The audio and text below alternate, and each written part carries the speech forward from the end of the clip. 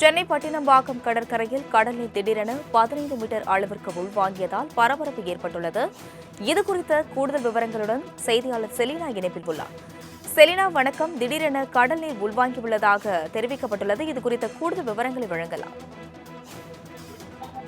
காலநிலை மாற்றம் காரணமாக குறிப்பாக கடந்த சில நாட்களாகவே கடல் நீர் என்பது உள்வாங்கி வருவதாக பட்டினம்பாக்கத்தில் இருக்கக்கூடிய பொதுமக்கள் தெரிவித்த நிலையில் இன்று காலையிலேயே சென்னை பட்டினம்பாக்கம் கடற்கரையை பொறுத்தவரையிலும் திடீரென கடல் நீர் என்பது உள்வாங்கி இருந்தது. 10 15 கிலோமீட்டர் வரையிலும் உள்வாங்கி இருந்தது. இதனால் அந்த பகுதி முழுவதுமாக கடல் அலை சீற்றத்துடன் காணப்பட்டது. வழக்கத்துக்கு மாறாக ஒரு சில பகுதிகளில் கடல் சீற்றத்துடனும் ஒரு சில பகுதிகளில் கடல் நீர் வெளிவாங்கியும் ஒரு சில இடங்களில் கடல் நீர் உள்வாங்கியும் இருந்தது. கடல் நீர் பகுதியை பொறுத்தவரையிலும் 10 15 கிலோமீட்டர் வரையிலும் கடல் நீர் பரப்பு என்பது பின்வாங்கியிருப்பதாக கூறப்பட்டிருக்கிறது. இதன் காரணமாக வழக்கத்தை விட கூடுதலாக மணல் பரப்பு என்பது வெளியே தெரிய வந்திருந்தது.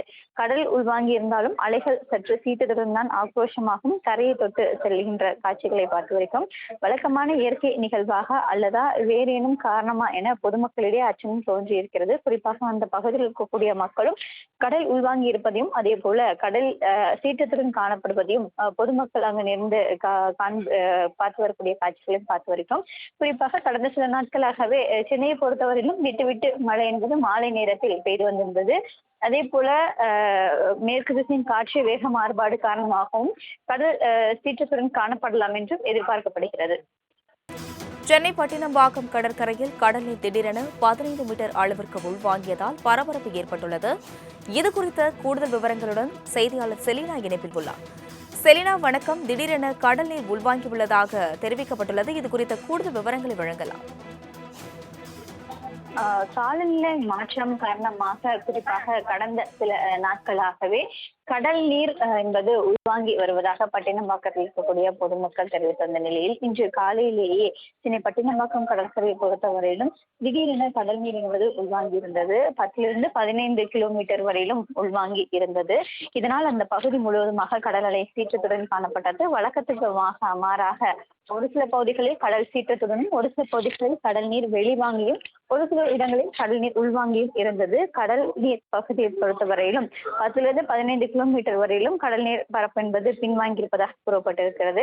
இதன் காரணமாக வழக்கத்தை விட கூடுதலாக மணல் பரப்பு என்பது வெளியே தெரிய வந்திருந்தது.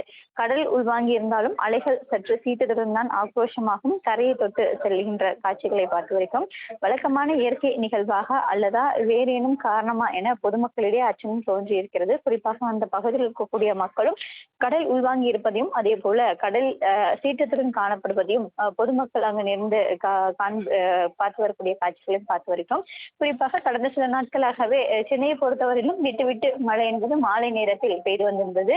அதே போல மேற்கு திசையின் காற்று வேக மாறுபாடு காரணமாகவும் கடல் சீற்றத்துடன் காணப்படலாம் என்றும் எதிர்பார்க்கப்படுகிறது.